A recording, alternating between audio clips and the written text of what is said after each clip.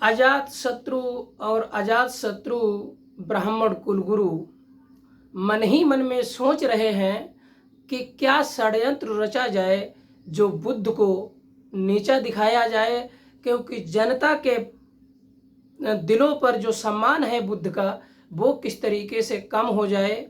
तो इसीलिए अजातशत्रु और उनके ब्राह्मण कुलगुरु ने एक ब्राह्मण सोमदंड हैं जो चारों वेदों के ज्ञाता हैं, वो कहते हैं कि अजातशत्रु कहता है कि उनसे मैं शास्त्रास्त्र करवाऊंगा और इस शास्त्रास्त्र में बुद्ध हारेंगे, तब जनता उनको खुद ब खुद अपने दिलों से निकाल कर फेंक देंगे। इस तरीके से हम कह सकते हैं कि राजनीति में अगर धर्म का तड़का लग जाए तो सोने पर सुहागा हो जाता है। इस वीडियो के माध्यम से आप देखें। परम ज्ञानी पंडित हैं, उनका और बुद्ध का शास्त्रार्थ होगा, मगध की भरी सभा में होगा। ये राजनीति तो बहुत उत्तम है।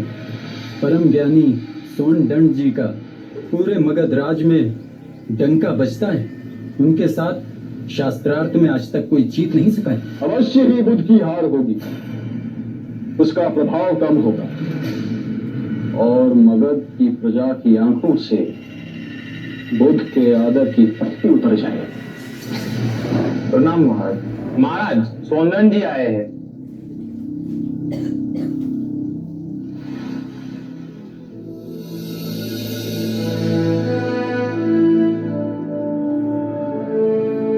महाराज, मैं घाघर सरोवर से आपके निमंत्रण पर आया हूं। किस कारण विशेष से आपने मुझे स्मरण किया है?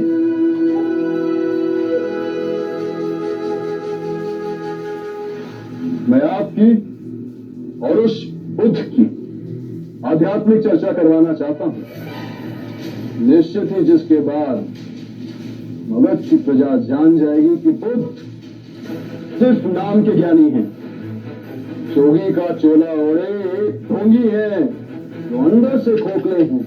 महाराज, यदि आपकी यही मंशा है तो मैं तैयार हूं। इससे मुझे और बुद्ध को अपने अपने ज्ञान की जानकारी हो जाएगी और साथ ही साथ प्रजा का भी लाभ होगा। सोनदंड जी, प्रजा का लाभ बाद में, महाराज का लाभ पहले। इस चर्चा में हमें अपने ज्ञान की वृद्धि नहीं करनी है, अभी तो उस बुद्ध को पराजित करना है, उसके व्यक्तित्व की धज्जियां उड़ा देनी है। मगध की लाज आपके हाथों में है सोनदंड जी। आशा है आप हमारा शीश बुद्ध के सामने झुकने नहीं देंगे। ये तो मगर ऐसा ही होगा। आप एक बार बुद्ध को मेरे सामने बिठाइए तो सही। दर्शन और दर्शन के सिद्धांत में मैं उन्हें उलझाता हूं। कुलगुरु, आप बुद्ध को हमारा निमंत्रण भेजिए। जो आज्ञा महाराज, व्यर्थ नहीं जाएगा।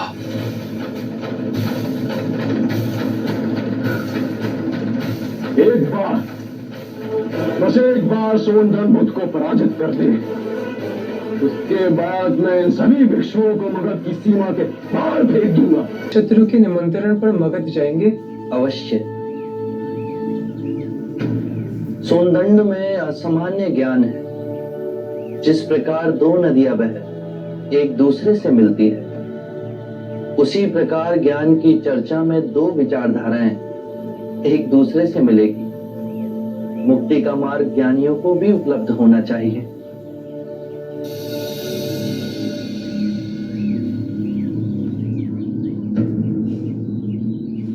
सुधा,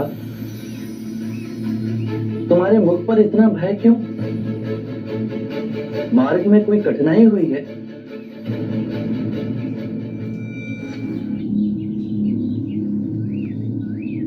निर्भय होकर कहो।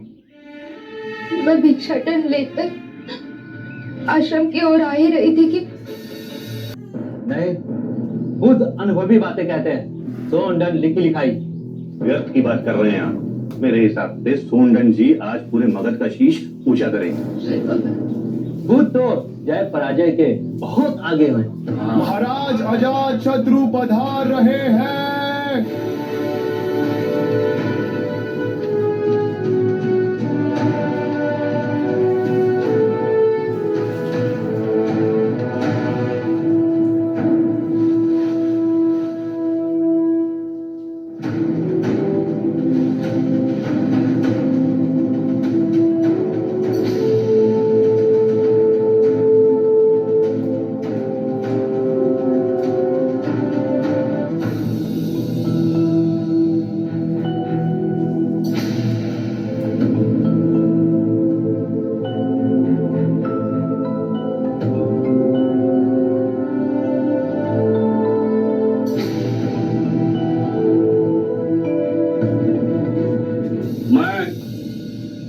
महाराज की उपस्थिति में वंदनीय बुद्ध और परम ज्ञानी सौंदंड का इस राजसभा में स्वागत करता हूं।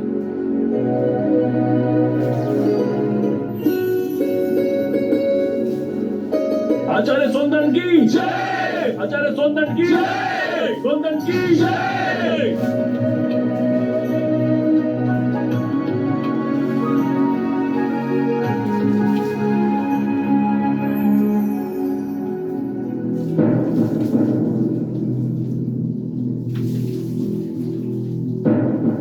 आज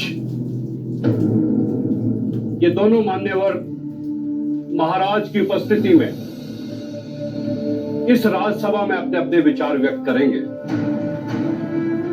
ऐसे विचार जिससे आप लोगों के ज्ञान की वृद्धि होगी। अब मैं दोनों मान्यवर से विनती करता हूं कि वो किसी एक विषय पर अपने विचार प्रकट करें। आप आयु में मुझसे छोटे हैं, अतः विषय चुनने का अवसर भी मैं आप ही को देता हूं। कहिए, किस विषय पर चर्चा करनी है? प्रणाम सौंदंड। क्या आप बता सकते हैं कि एक सच्चे ब्राह्मण में कौन कौन से गुण होना अनिवार्य है? यदि आप चाहें तो वेदों के उदाहरण भी दे सकते हैं। वेद पाठ तो सौंदंड का प्रमुख विषय है। वेद की गहन गुत्थियों को सुलझाने में आप महारथी हैं। भिक्षु गौतम, पूर्ण ब्राह्मण बनने के 5 लक्षण हैं। सुंदर रूप, मंत्रोच्चारण एवं अनुष्ठान करने में प्रवीण, 7 पुष्टों से रक्त की शुद्धता, अच्छा ज्ञान, अच्छा कर्म। इन 5 गुणों में से भी सर्वाधिक महत्वपूर्ण गुण कौन कौन से होने चाहिए? और इनमें से किसी भी गुण के अभाव में क्या वो सच्चा ब्राह्मण हो सकता है? अंत के 2 गुण, अच्छा ज्ञान एवं अच्छा कर्म। सुंदर रूप, मंत्रोच्चारण एवं अनुष्ठान करने की प्रतिभा, 7 पीढ़ियों से रक्त की शुद्धता आवश्यक नहीं। समाप्त कीजिएगा। परंतु सोनदत्त जी उचित उत्तर नहीं दे पाए।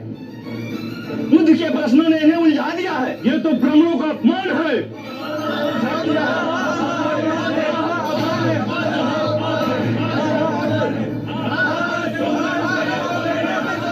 आदरणीय सभागण, यदि आप सौंदर्य में आस्था रखते हैं तो कृपया कर शांत हो जाइए। उन्हें अपनी बात कहने दें। यदि आप उनमें आस्था नहीं रखते हैं तो आप में से जो चाहे इस विषय की चर्चा को आगे बढ़ा सकता है। मैं आप सभी के प्रश्नों के उत्तर दूंगा।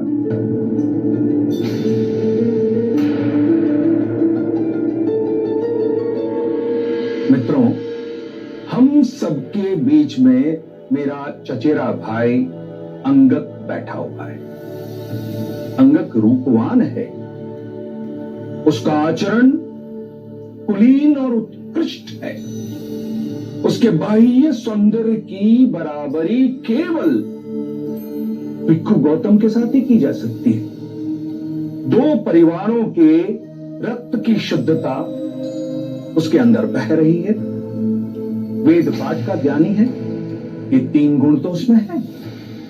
पर यदि विचार के रूप में देखें कि अंगक मदिरापान करता है, हत्याएं करता है, बलात्कार करता है, झूठ बोलता है, चोरी भी करता है, तो उसके बाकी के गुणों का कोई मूल्य नहीं रह जाएगा। अतः मित्रों, सदकर्म और ज्ञान ही सर्वोपरि है पूर्ण ब्राह्मण बनने के लिए।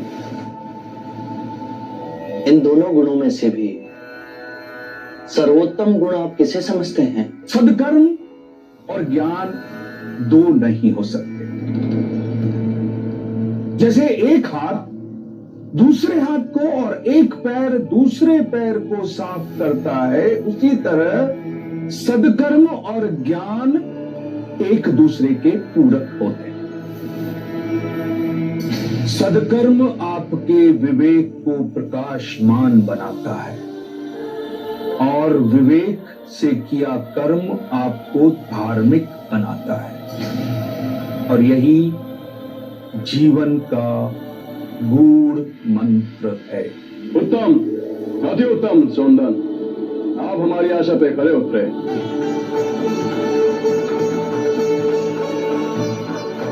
बुद्ध, अब आप बताएं कि हमारे परम विद्वान सोनदन से आप क्या पूछना चाहते हैं?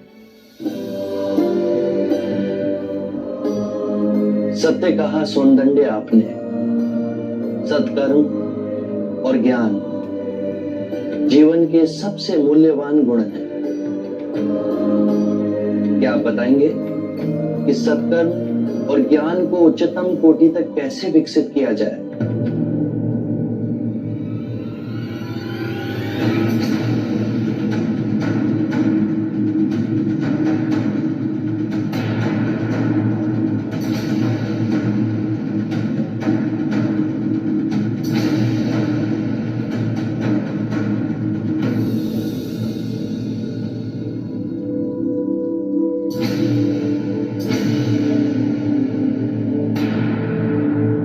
करुणा निदान, इस विषय में आप ही हमारा मार्ग निर्देश करें। हम तो केवल सिद्धांत जानते हैं, किंतु आप बुद्ध बन परम सत्य को प्राप्त हुए हैं। हे परम पुरुष, आप ही बताएं, सदकर्म और ज्ञान की उच्चतम कोटि तक कैसे पहुंचा जा सकता है? आत्म मुक्ति के 3 चरण हैं: शीलाचार, ध्यान और ज्ञान। यदि हम शीलों का आचरण करते हैं तो ध्यान साधना में वृद्धि होती है, और ध्यान साधना से ज्ञान का उदय होता है, जिससे शीलों का गहन आचरण करना संभव होता है। इसके द्वारा काम, क्रोध, मोह, माया, तृष्णा से दूर हो आत्म मुक्ति, शांति और आनंद को प्राप्त कर सकते हैं।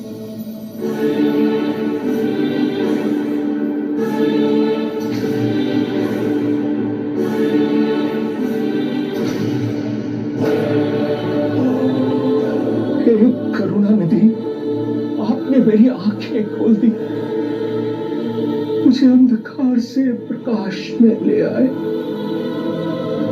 हे परम पुरुष, मुझे आपकी शरण में ले लें। मुझे संग की शरण में ले लें परम पुरुष। शाक्य मुनि बुद्ध की, शाक्य मुनि बुद्ध की, शाक्य मुनि बुद्ध की, शाक्य मुनि बुद्ध की, शाक्य मुनि बुद्ध की, शाक्य मुनि बुद्ध की, शाक्य मुनि बुद्ध की, शाक्य मुनि बुद्ध की, शाक्य मुनि बुद्ध की, शाक्य मुनि बुद्ध की, शाक्य मुनि बुद्ध की। अजात शत्रु और उनके ब्राह्मण कुलगुरु का सपना टूट गया, उनका घमंड चकनाचूर हो गया और किस तरीके से चारों वेदों के ज्ञाता सोमदंड बुद्ध की शरण में चले गए। तो हम कह सकते हैं कि अपने ज्ञान पर घमंड नहीं करना चाहिए। तो इसी तरीके से यह वीडियो आपको अच्छा लगा हो, पसंद आया हो, तो वीडियो को ज़्यादा से ज़्यादा शेयर करें, चैनल को सब्सक्राइब करें और कमेंट ज़रूर करें। आपका बहुत बहुत धन्यवाद।